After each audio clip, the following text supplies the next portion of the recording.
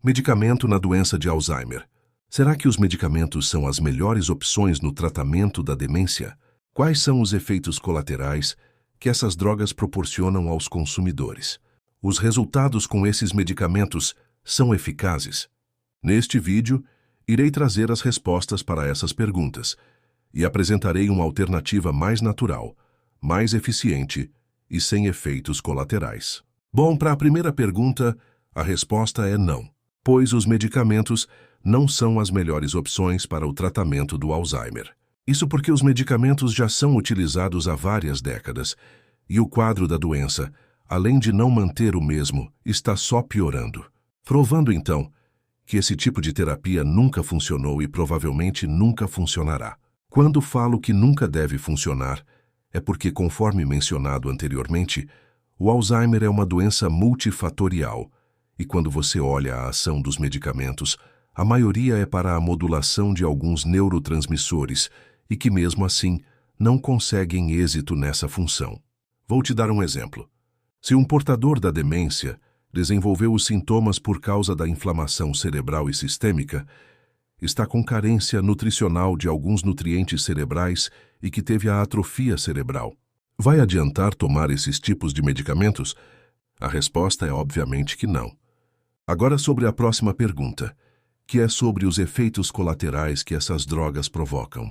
Muitos casos mesmo, o quadro do paciente piora bastante com a utilização de tais medicamentos. Os sintomas são agravados como o aumento do declínio cognitivo, confusão mental, perda rápida de memória de curto e longo prazo, aumento da irritabilidade, mau humor e também a agressividade. Se você convive ou cuida de quem tem a demência, comente nesse vídeo quais os sintomas que o seu familiar apresentou após ter tomado esses tipos de remédios. Ainda sobre os efeitos colaterais, antes de dá-los para a pessoa que você ama, leia a bula, pois lá vai constar todos os efeitos colaterais previstos que aquele medicamento provoca, que por lei é obrigatório constar.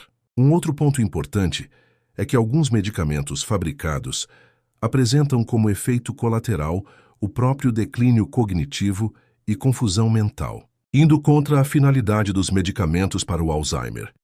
Além desse tipo de problema, há outros com colaterais mais perigosos, como o sangramento cerebral, gerando hemorragia e podendo ser fatal.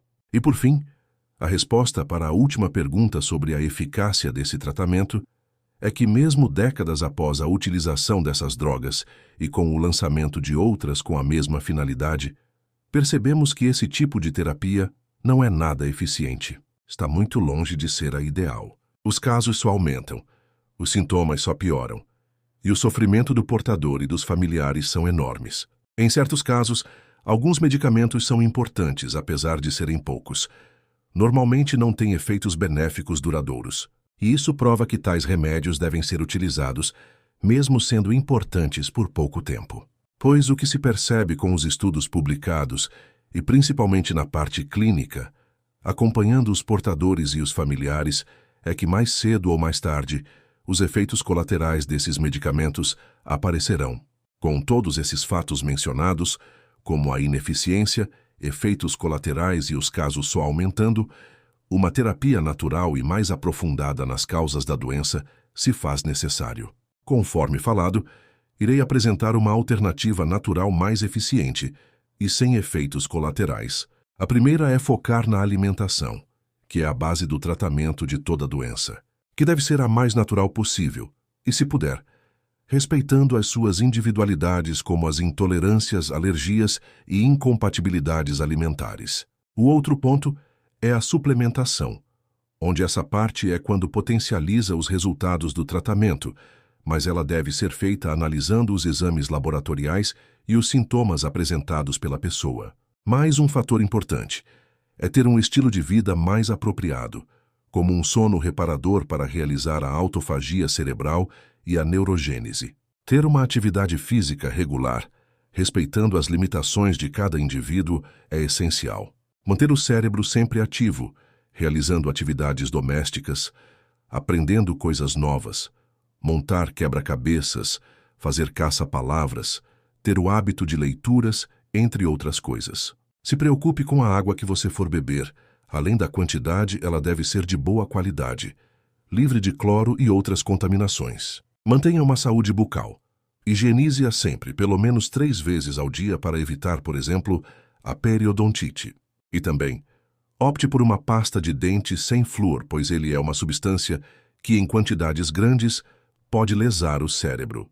E para mais um fator importante, tenha atenção aos cosméticos. Eles contêm substâncias que podem prejudicar a saúde cerebral e do organismo todo. A pele, apesar de ter a característica de uma barreira protetora, ela permite que os cosméticos sejam absorvidos, e se na composição deles tiver substância química e metais tóxicos, elas podem ir para a corrente sanguínea, podendo passar a barreira hematoencefálica e entrar no cérebro.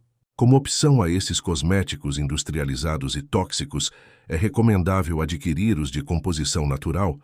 Assim, você poderá utilizá-los sem preocupações. Já existem cosméticos naturais sendo comercializados normalmente.